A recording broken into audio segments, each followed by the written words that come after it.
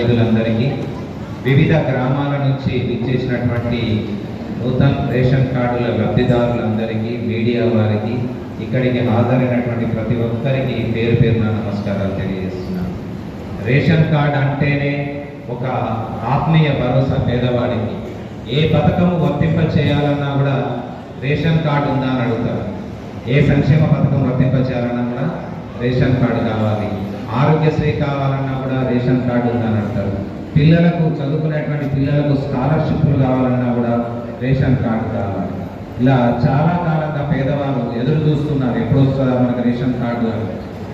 అందుకనే ప్రభుత్వం ఏర్పాటైన తర్వాత ప్రజాపాలనలో గ్రామ సభలు పెట్టి దరఖాస్తులు స్వీకరించడం జరిగింది.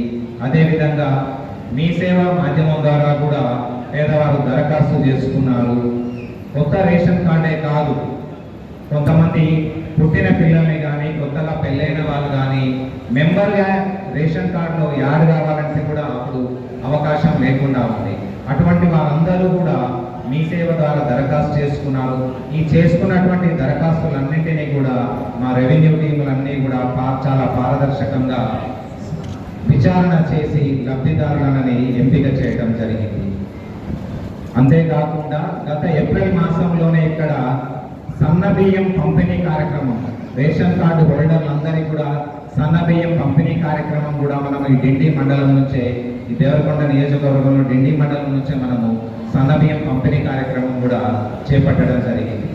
ఈ విధంగా కొత్త రేషన్ కార్డులు కూడా కొత్తగా దరఖాస్తు చేసుకున్నటువంటి రేషన్ కార్డులు కూడా గతంలో ఉన్నటువంటి అన్ని కూడా 14,007 రేషన్ కార్డులు ఉంటే ఇప్పుడు దానికి అదనంగా 1815 కొత్త రేషన్ కార్డులు ఈరోజు మనము గౌరవ ఎమ్మెల్యే గారి చేతుల మీదుగా లాంఛనంగా ప్రారంభించుకోబోతున్నాం.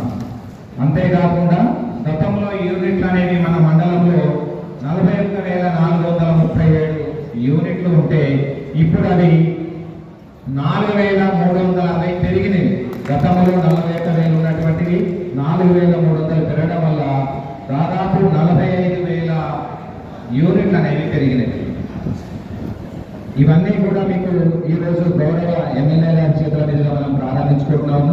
ఈరోజు మరొక శుభవార్త ఏంటంటే ఇక్కడ డిండి ప్రాంత రైతులందరికీ మరొక శుభవార్త, డిండి ఆయకట్టు కూడా మనము నీటి విడుదల ఈరోజే చేసుకోవడం జరిగింది.